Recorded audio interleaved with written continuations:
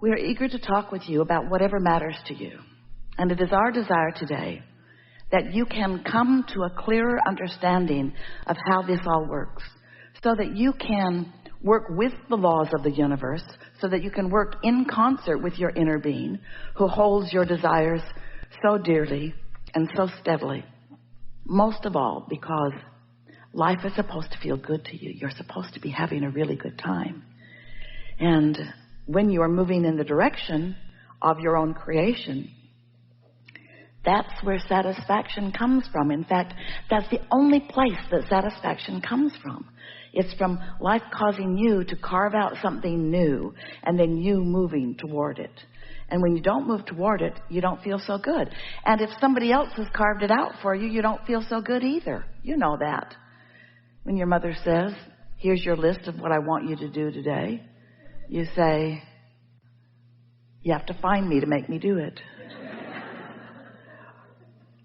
When your employer says, this is what is required of you, doesn't sometimes ring your bells as much as when you wake up in the day knowing what you have planned, fishing, hiking, doing something that was inspired to you.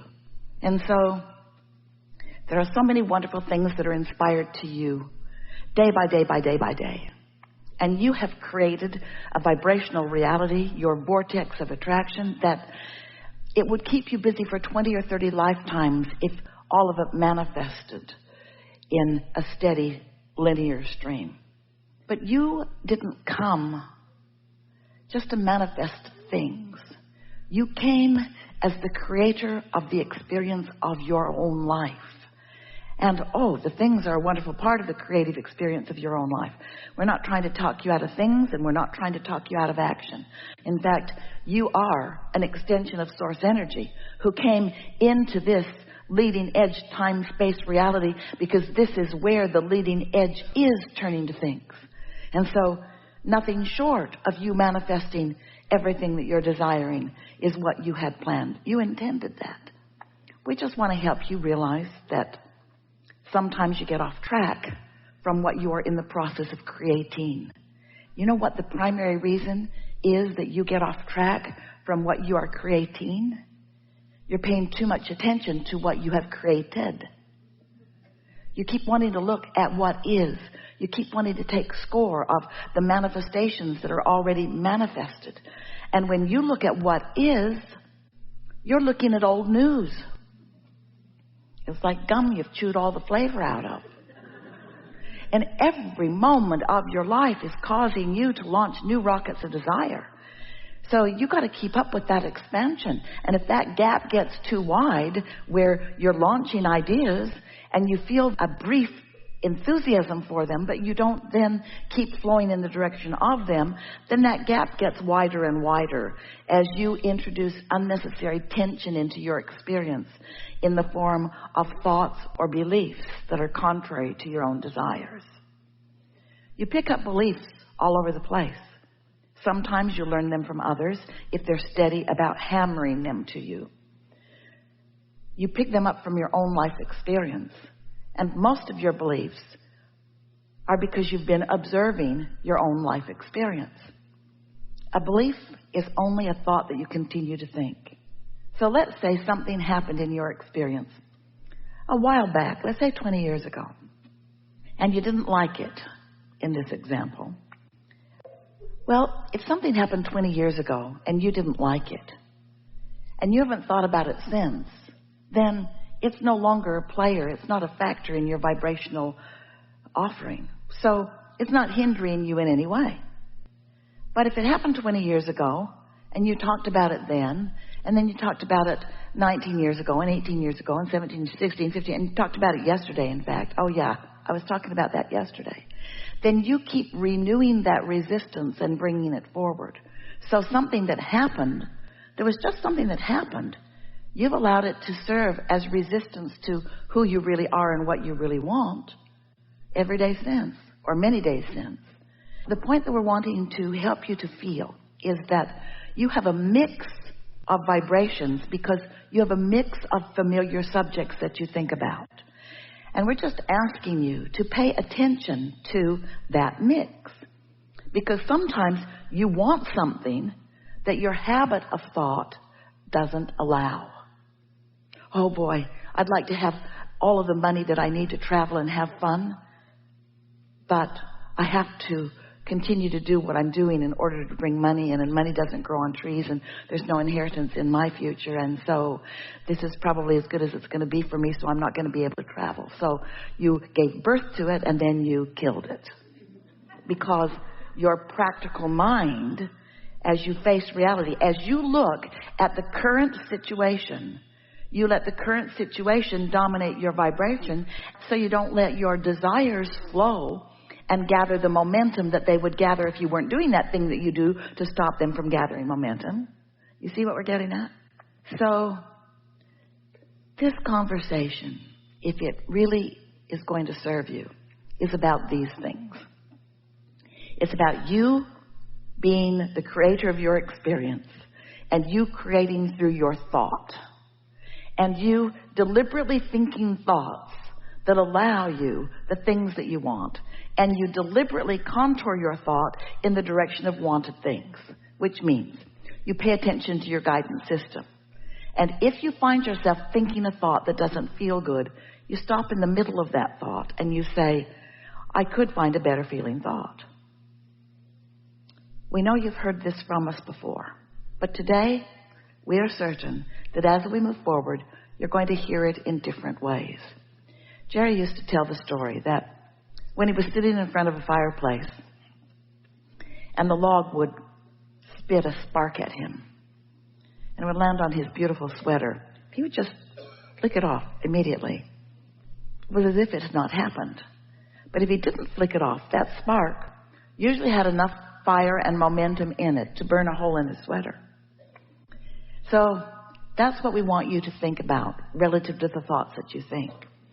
If a thought doesn't feel good and you don't let it go any further just by acknowledging this is an unsatisfying thought and therefore I'm going to turn my attention from it, that's easy, isn't it?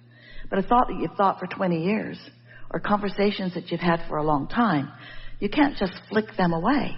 They don't just go away. They have a life of their own.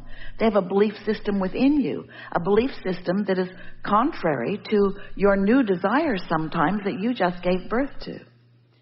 So as we move forward, we'll talk about that. We'll talk about the ways to more easily come into alignment and movement and direction with your own thoughts, because this is such a simple thing to understand. You are creators who are supposed to be happily moving through your life experience. The creative process is supposed to feel fun to you. You focused yourself into this body and into an environment of so much perfect balance and contrast as to give you a constant stream of new ideas about how your life would be better. And each time one of those rockets emanates from you, your inner being shores it up with your inner being's knowledge and attention.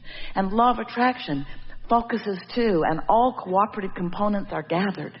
And the momentum of your desires becomes more and more in this vibrational reality.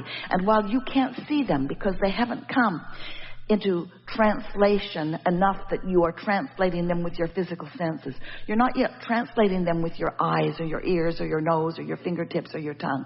They are not that vivid yet, but they are becoming, and you can translate them with your emotions. You can feel the satisfaction of them. You can feel the enthusiasm of them. And if you don't do anything, if you don't think thoughts that bring discouragement instead of satisfaction, that bring fear instead of satisfaction, that bring doubt instead of satisfaction, if you don't let yourself go into those doubtful places, then this momentum of your new desire will gather enough momentum that it will begin to flow to you in a way that you can't miss it. But you've got to be in the receiving mode. You've got to be tuned to that receiving mode. And when you are, then the idea will occur to you, and your enthusiasm for it will grow that much more. And then another idea, and another, and another, and another. And you will stand witness to the creation, to the manifestation, to the physical becoming, to the coming together, to the thoughts turning to things of your own creations. And that's what you came with full intention to do. You're getting so much of that right, and just a little bit of it you are confused about. Because you've come to believe that just because something is, it should be considered and that you should give it your attention. You've trained yourself to be objective about things, to be so balanced. I must weigh the pros and the cons and the pluses and the minuses. But you don't realize that you work for yourself and against yourself and for yourself and against yourself when you are considering the things that you do not want. Of course, contrast is there, and you will see things that you do not want. And when you do, what you do want will become clear for a moment. And so the whole key to living happily ever after and to getting what you want is to just lean in the direction of your desires. Lean and feel for the satisfaction factor. And as you find it steadily, what begins to happen is things begin to occur to you. We've been talking to you for a while. Esther's been receiving our blocks of thought and translating them into the physical word equivalent. And we've written many books and talked to many of you in many different cities over time. And in all of those words, the theme that we've been offering to you primarily is this. There is a law of attraction, and you get what you think about whether you want it or not. So paying attention to what you're thinking about matters. Law of attraction is responding not just to you, the personality that you know as you, but law of attraction is responding to the non-physical inner being you. So when you in your physical form launch a rocket of desire, your inner being takes hold of it, and law of attraction responds to that you as well as this you. And the vibrational variance between what your inner being is asking for on your behalf, which is always pure positive energy, and what you are doing about the same subject, which may or may not be pure positive energy, is what equals your emotional guidance system. When you are in sync with your inner being, you feel great. And when you are pulling in opposition, you don't feel so good. And that's why we're wanting to turn your attention toward the idea of satisfaction. When you move in the direction, in other words, when you say, I would like a new house, and your inner being says, we would like a new house. And the entire universe says, how can we help? And law of attraction says, we'll gather all of the cooperative components. And you say, I would like it to look like this. I would like it to feel like this. When I live in it, I would like to feel like this. So much information is contained in that brief statement because you've lived in a lot of houses. And you've lived a lot of knowing what you don't want and knowing what you do want. And so without you giving too much time or really attention to this subject, off you go. The new house is underway. In fact, it has been for quite a while. So then, you complain about the house you've got because you want to justify the new house. And in doing so, you're not in the receiving mode, so nothing moves forward as far as you are concerned. You're sort of stalled out right away. But then let's say you decide you're going to meditate. You do it every day. For 15 or 20 minutes, you quiet your mind. You stop all thoughts. So you stop all resistant thought. And as you meditate, your vibration rises. And as your vibration rises, you become vibrationally equivalent with your inner being and your inner being's knowledge about your new house. And now you are in vibration alignment with your own desire. Now ideas begin to flow to you because you're in the receiving mode of what your inner being knows about this. And you find yourself collecting data. You're in the right place at the right time. Things just start falling into place for you. Ideas start flowing. And when they do, because you were in the receiving mode, it gives you life. It's life-giving to you. You feel exhilaration about it. It feels really good to you.